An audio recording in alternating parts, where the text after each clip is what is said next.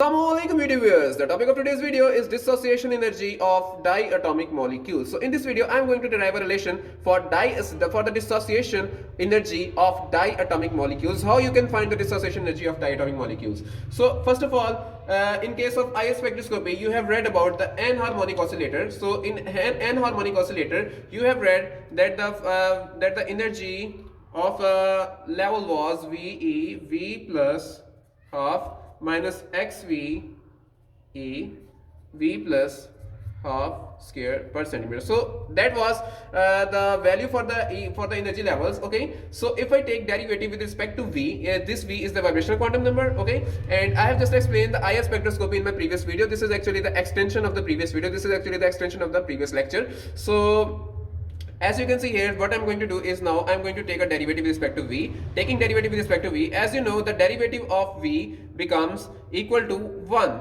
Okay, the derivative of v becomes equal to 1. How this derivative become equal to 1? Because you know the formula for derivative, the power will go behind and 1 minus 1 becomes 0. V raised to power 0 become answer 1. Okay, and again the derivative of constant is 0. The derivative of constant is 0, and again x v e, and again the derivative of this part becomes 2, will go here, 2 comes here, and 2 minus 1 becomes 1.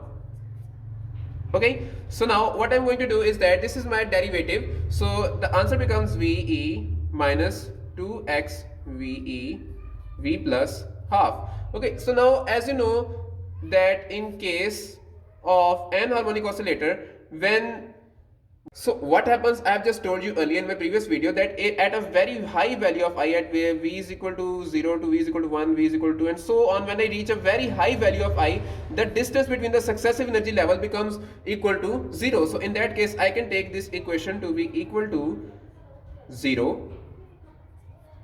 Okay, so taking ve common, I have 1 minus 2x v plus half equal to 0. This v will go here and divide 1 minus 2x v plus half 0 by ve, and if I divide 0 by ve, I get an answer equal to 0. Okay, and this one will go here and become minus 1, so I get minus 2x v plus half, this becomes 0, and this one will go here, becomes minus 1. Okay, and again this minus 2 will go here, x v plus half minus 1 by minus 2, and again minus will cut down with minus, and I get an answer of v half equal to 1 by 2. So now what happens if I 1 by 2, and this x will go also here, 1 by 2x. So what happens if I now plug in this value of 1 by 2x here and here in the first equation. Okay, so now I'm going to plug in this value here and here. Okay, so substituting this in first equation, I can get an answer of dissociation energy. So I have ve v plus half minus xv e v plus half squared. So now in place of v plus half, I'm going to write I'm going to write 1 by 2x. So here is 1 by 2x minus x ve 1 by 2x squared. Again ve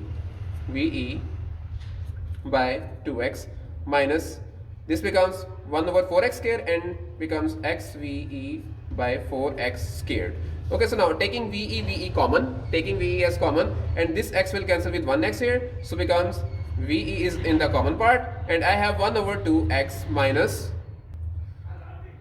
1 over 4x. Okay, so now taking the LCM, I can get an answer equal to 1 by 4x. Okay, so this is how you can find the value of dissociation energy when there is a very high value of v. Okay, at a very high value of v, as you know that delta E becomes equal to 0, so you can use this concept to find the value of dissociation energy. So this is the relation for dissociation energy.